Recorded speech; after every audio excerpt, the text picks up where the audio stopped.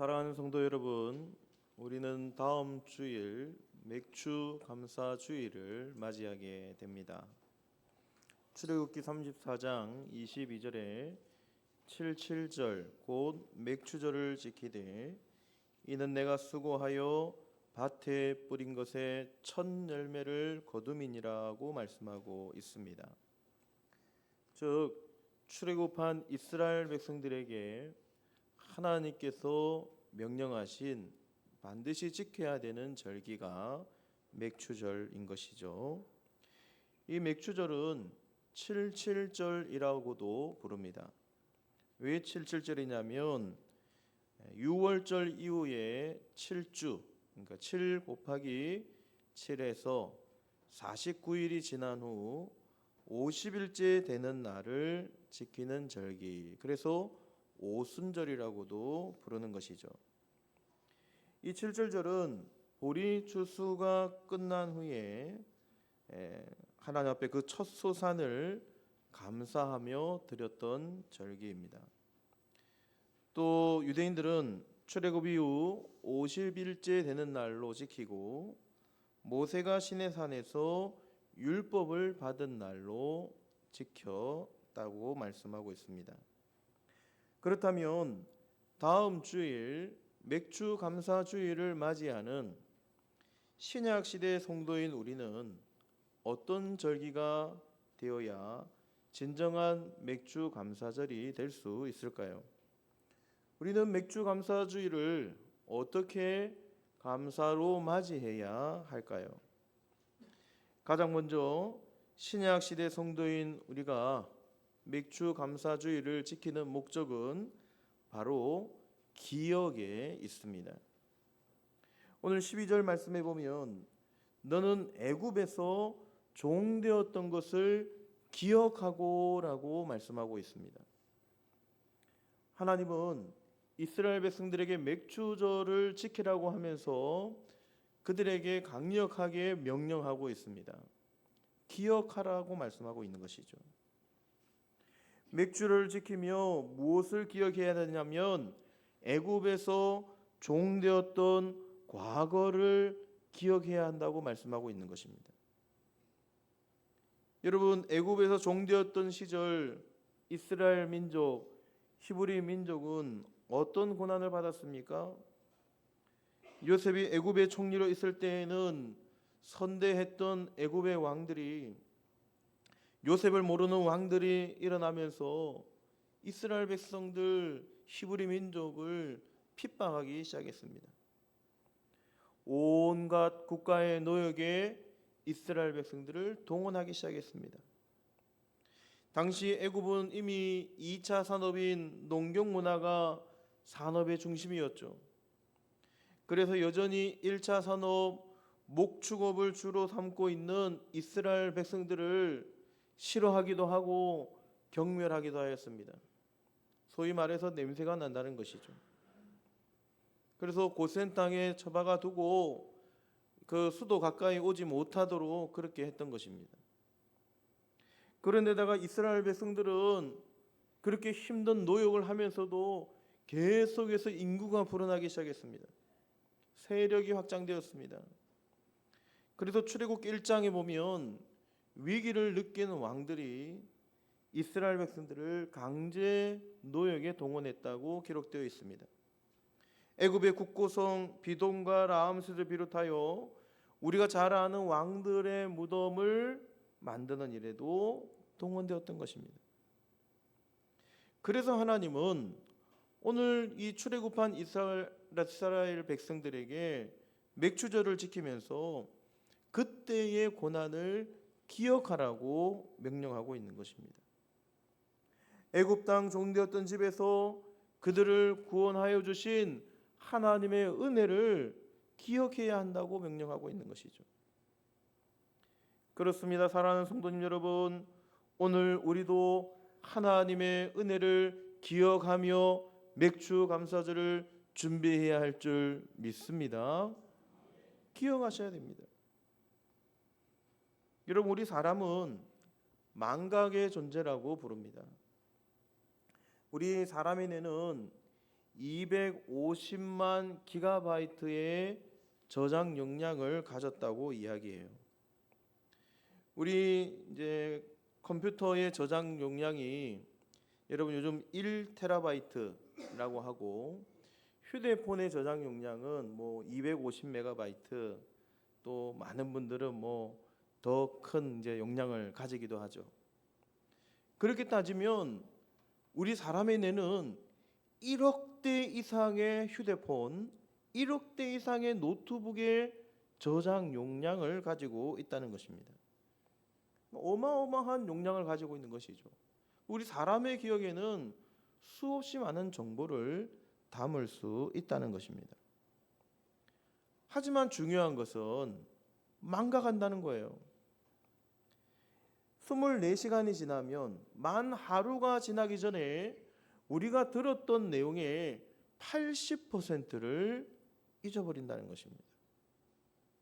들었던 내용의 80%를 잊어버린다는 거예요.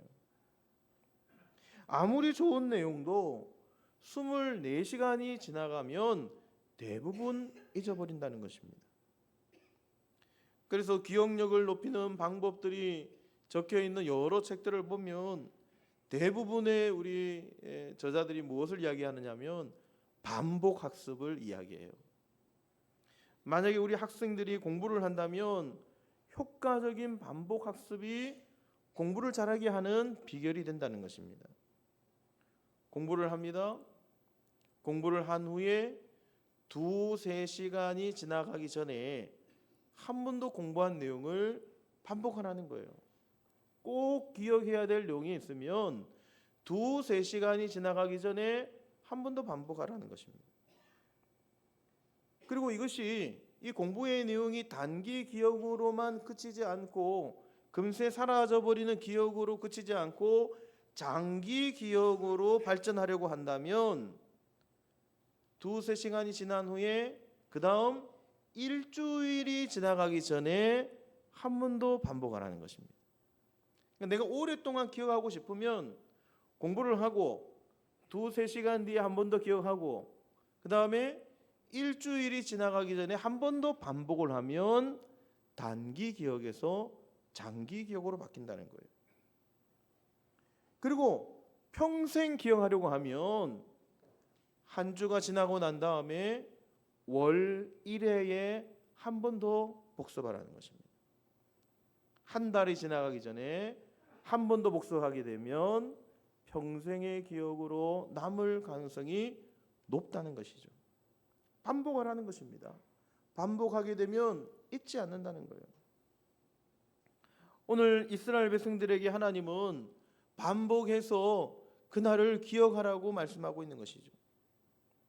여러분, 이스라엘 백성들에게 있어서 애굽에서의 치욕의 역사는 결코 잊을 수 없는 역사였습니다. 거룩한 하나님의 백성 이스라엘 민족이 어떻게 애굽 땅에서 종으로서 노예로서 노예 취급을 당하며 수많은 노예에게 동참을 해서 고통을 당하고 치욕을 당한단 말입니까? 결코 잊을 수 없는 날이었습니다. 하지만 그들은 출애굽한 지 얼마 되지 않아서 금세 잊어버렸습니다. 그들은 광야 생활 중에 마실 물이 없고 고기를 먹지 못하니 매일 만나만 먹는다고 하나님 앞에 불평불만을 하며 금세 애굽에서의 생활을 그리워했습니다. 그때로 돌아가자고 이야기합니다. 차라리 그때가 좋았다고 이야기합니다. 애굽의 노예로 돌아가자고 이야기합니다. 애굽의 노예로서 종으로서 주인의 상에서 떨어지는 고기 부스럭이라기도 좋으니 출애굽한 것보다 그때로 돌아가자고 이야기했던 민족이 히브리 민족이었습니다. 어떻게 빠져나온 애굽의 종된 생활인데, 어떻게 벗어나게 된 애굽의 노예 생활인데 그들은 출애굽한 지 얼마 되지 않아서 금세 잊어버린 것입니다. 그러니 여러분, 시간이 조금만 더 지나가게 되면, 세대가 달라지게 되면 어떻게 될까요? 그때를 다 잊어버리는 것입니다. 그래서 하나님은 자손 대대로 기억하라고 오늘 절기를 명령하셨습니다. 매년 칠칠절 맥추절의 절기를 지키며 이스라엘 백성들이, 히브리 민족들이 어디에서 왔고 어떻게 하나님께서 구원해 주셨고 그들이 어떤 은혜를 받았는지를 잊지 않기를 원하셨던 것입니다. 그래서 여러분, 우리의 감사의 핵심은 현재에 있는 것이 아니라 과거에 있는 것입니다. 우리는 현재 우리가 가진 것에 집중할 때가 너무나 많습니다.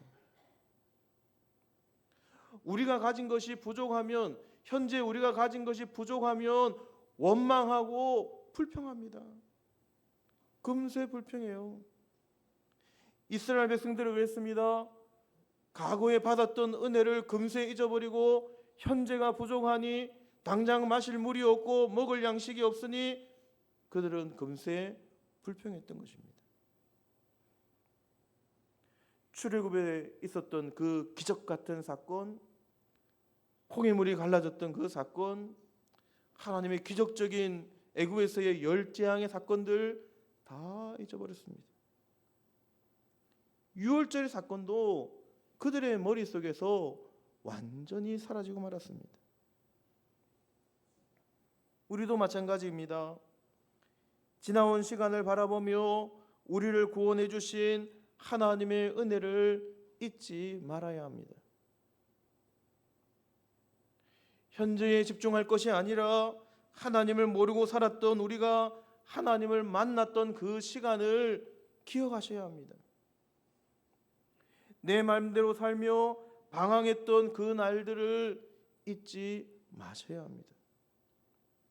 그리고 나를 찾아오셔서 나를 만나주신 예수님, 예수님과 첫 만남의 그 시간을 잊지 마셔야 합니다. 구원의 감격을 기억하셔야 합니다. 내가 예수님을 믿고 거듭나서 하나님의 자녀로 인정되어진 그 순간을 기억하셔야 됩니다. 하나님께서 우리를 거룩하다고 인쳐주시고 하나님의 자녀 삼아주시고 중생을 허락하여 주시고 거듭나게 해주시고 거룩한 저 천국 하나님의 나라 하나님의 자녀가 되게 해주신 것을 잊지 마셔야 합니다. 그래서 계시록에서는 첫사랑, 처음 사랑을 회복하라고 말씀하고 있는 것이죠. 처음 나를 구원해 주신 그 첫사랑을 잊지 않는 것이 하나님의 사랑을 기억하는, 감사할 수 있는 하나님의 백성이라는 것입니다. 여러분, 오늘날 많은 그리스도인들의 신앙생활이 왜 약해집니까? 왜 연약해지는 것입니까? 처음 사랑을 시간이 갈수록 잊기 때문입니다. 시간이 지날수록 구원의 간격을 잊어버리는 거예요. 하나님께서 베풀으신 은혜를 잊어버리는 것입니다. 시간마다 베풀어 주신 하나님, 나를 만나 주시고 나를 인도해 주시고 나에게 베풀어 주신 그 놀랍고 크신 은혜를 잊어버리는 거예요. 그리고는 어떻게 하는지 아십니까? 조금 시간이 지나가면 하나님의 은혜는 온데간데 없고 내 힘으로 잘 되었다는 거예요. 내가 잘했다는 거예요. 하나님의 역사는 온데간데 없고 하나님의 역사를 내가 가로채는 것입니다. 여러분, 그것이 영적인 교만인 것이죠. 우리의 신앙생활이 약해진 이유가 거기에 있는 것입니다. 하나님께서 우리에게 베풀으신 은혜를 시간이 갈수록 계속 잊어버리는 거예요. 여러분, 우리가 감사 생활을 잘할 수 있는 비결이 무엇입니까? 항상 제일 처음 사랑, 우리를 구원해 주시고 우리를 사랑해 주시고 하나님 자녀 삼아 주시고 하나님께서 베풀어 주신 그 사랑을 감사하며 늘 살아가게 될 때 감사 생활을 제일 잘할 수 있는 거예요. 첫사랑, 구원의 간격을 기억하라는 것입니다. 여러분, 우리가 결혼 생활을 잘하는 비결이 무엇입니까? 비록 지금은 좀 싫어도, 배가 좀 나오고 뚱뚱하고 밤새도 코를 골아도, 여러분, 남편이 싫지 않으려면 첫사랑을 기억하는 것이죠. 첫사랑을 기억하는 거예요. 아내가 젊을 때의 모습이 아니더라도 계속해서 사랑하고 결혼 생활을 잘할 수 있는 비결은 첫사랑을 기억하는 것입니다. 처음 사랑을 기억하는 거예요. 우리가 신앙생활 하다 보면 어렵고 힘이 들 때가 있습니다.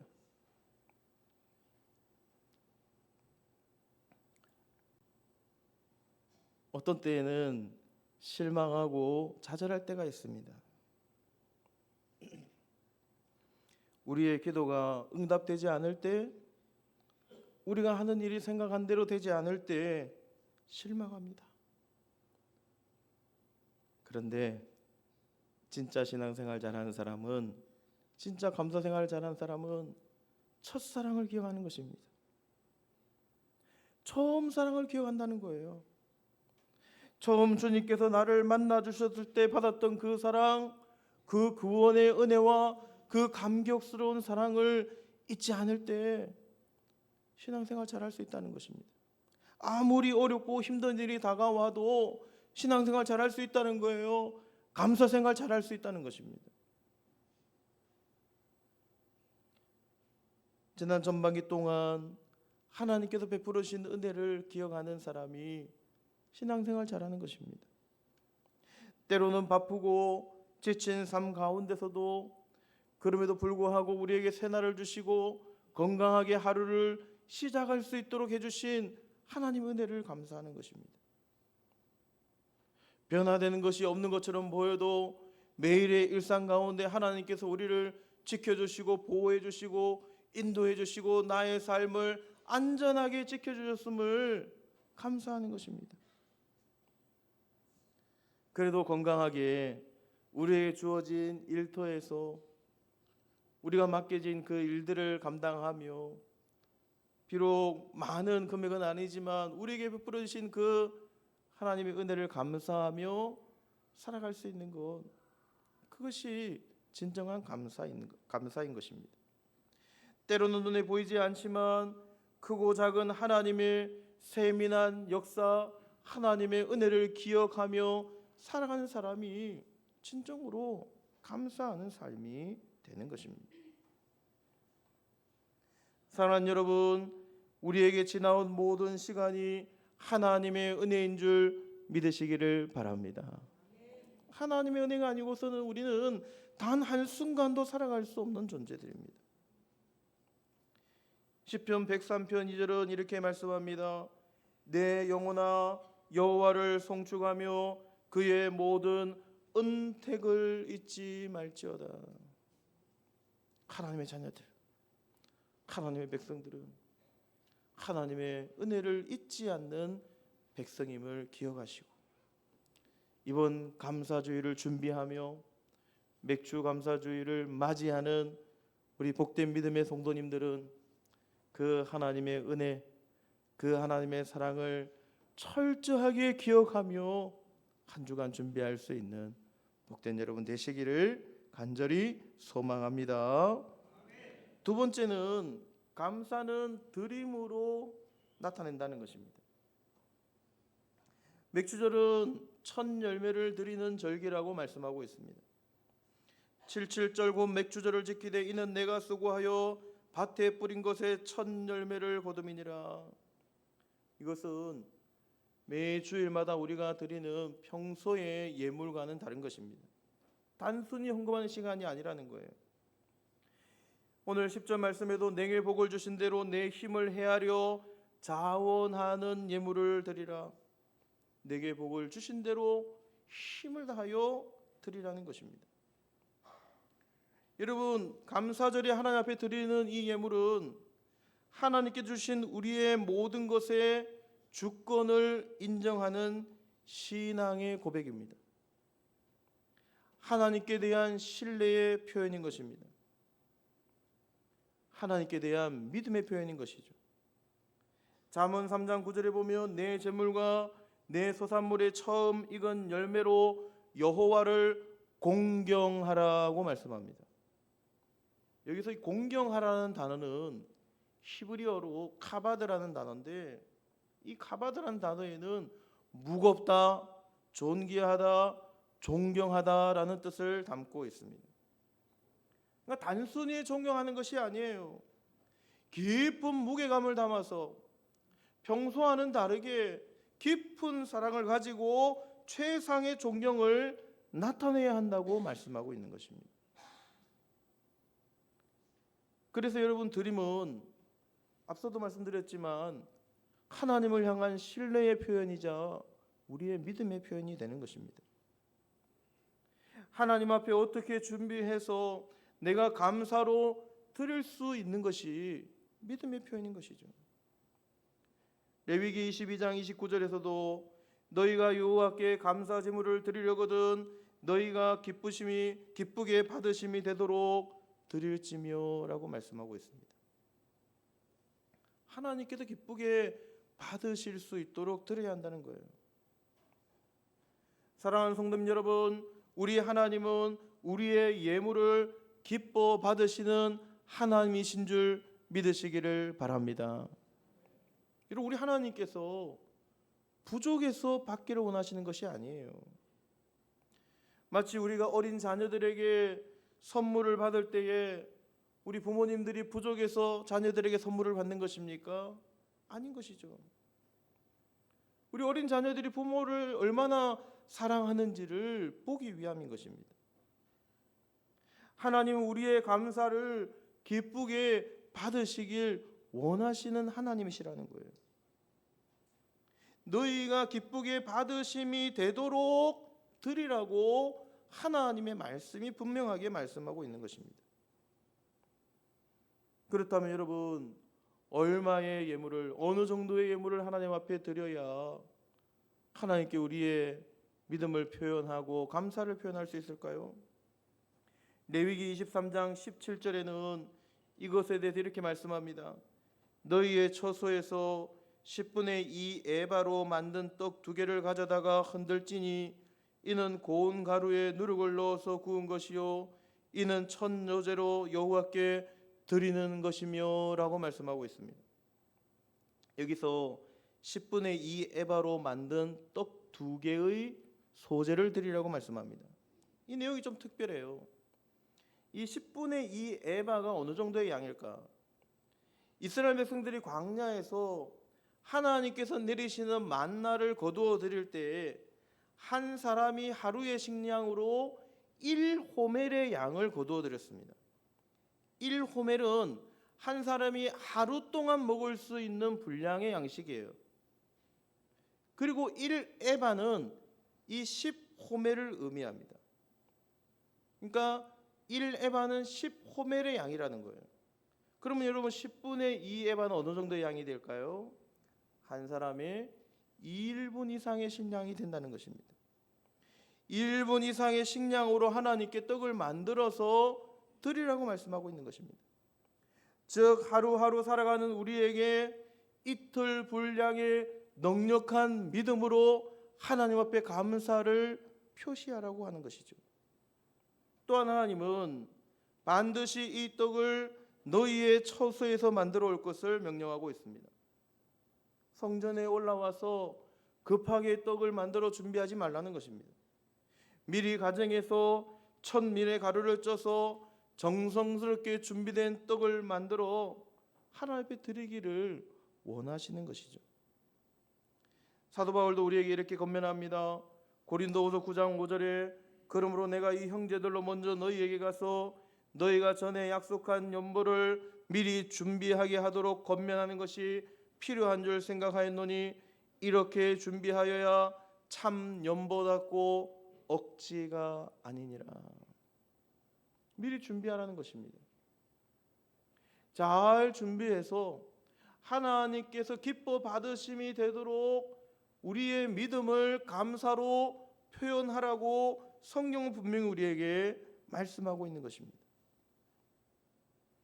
그래서 여러분, 이번 한 주간 하나님께서 우리에게 베풀어 주신 은혜를 기억하시며 하나님 앞에 드릴 감사를 잘 준비해 보시기를 바랍니다.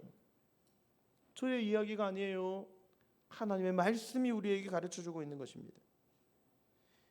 지난 시간에 지난날에 나에게 베풀어 주신 은혜를 기억하며 하나님 앞에 감사하시고 2025년 전반기에 우리에게 베풀어 주신 은혜를 곱씹으며 하나님 앞에 감사의 예물을 잘 준비해 보시기를 바랍니다. 그렇게 할 때 하나님께서 어떻게 해주시겠다는 것입니까?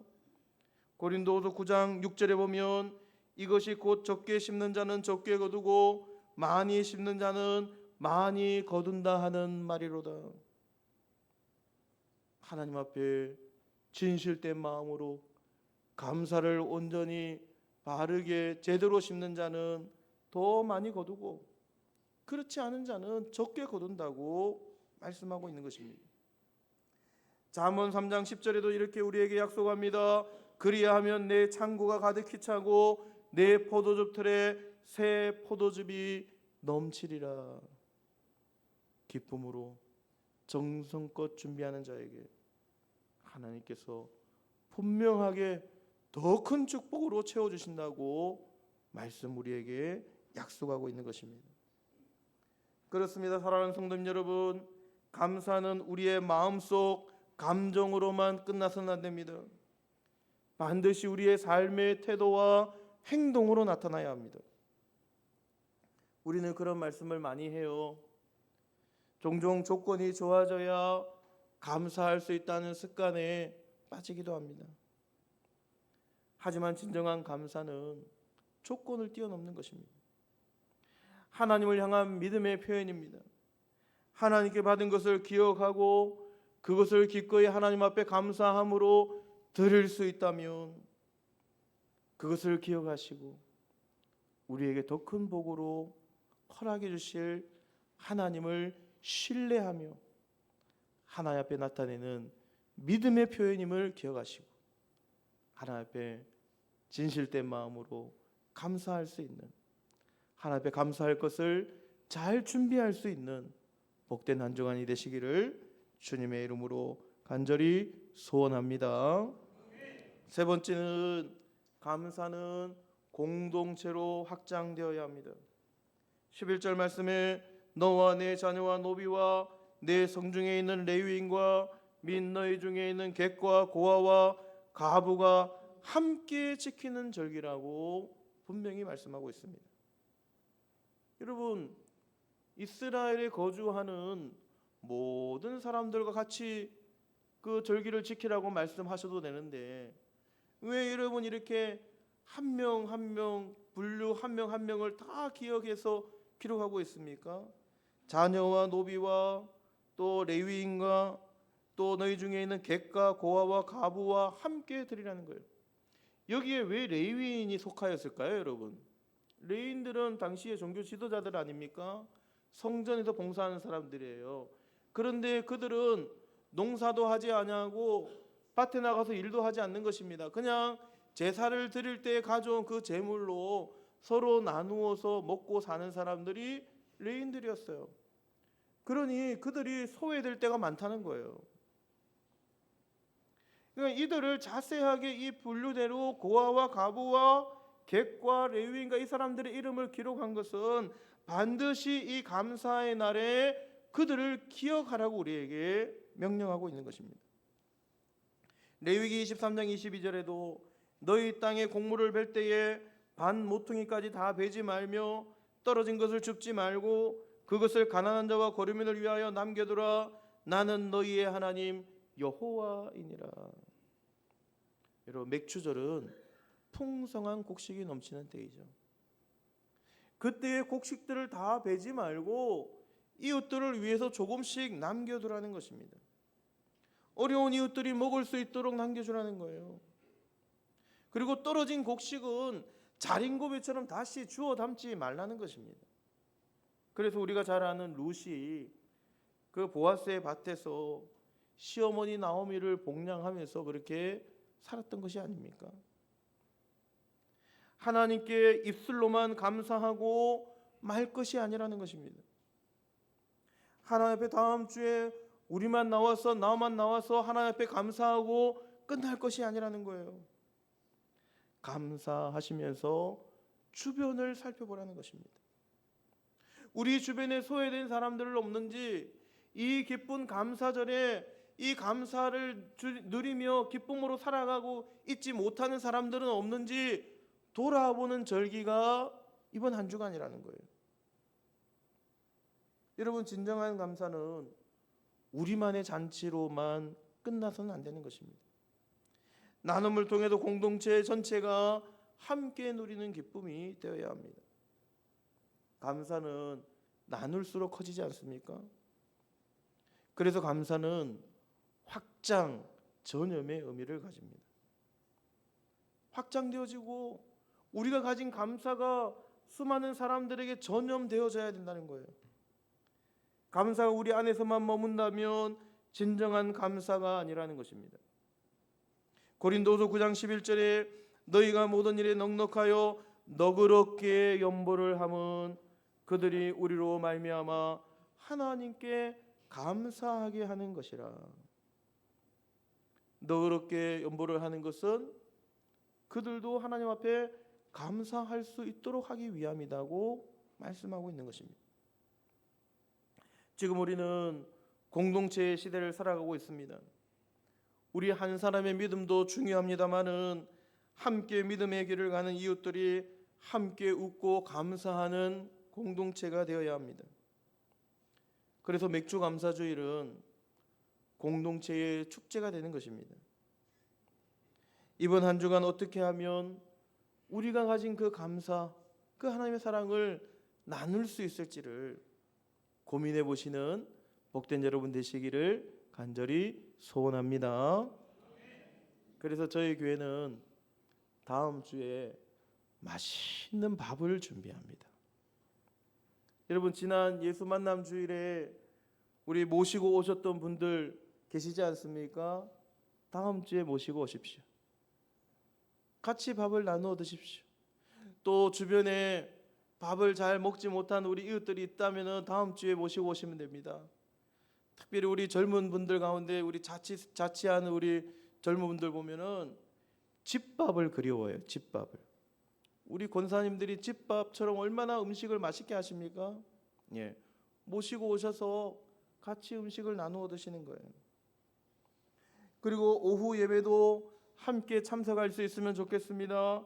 다음 주 오후에는 맥주 감사주일 기념 찬양 축제를 합니다. 감사하고 즐거운 기쁨의 시간이 될 것입니다. 제가 작년에 자리에 없었음에도 불구하고 얼마나 재밌고 즐겁게 찬양 축제를 하시는지 올해도 너무나 기대가 됩니다. 그래서 여러분 많이 오셔서 기쁨의 찬양 축제를 함께 즐거워하시고 기쁨의 감사절을 지킬 수 있는 복된 여러분 되시기를 간절히 소망합니다. 말씀을 마치고자 합니다. 여러분, 감사는 순간의 현상이 아닙니다. 순간에 그칠 것이 아니에요. 단 1시간, 단 1분의 감사로 그치는 것이 아닙니다. 맥주 감사주일은 단순히 지나가는 절기가 아닙니다. 맥주 감사주일은 우리의 신앙 고백이 되어야 합니다.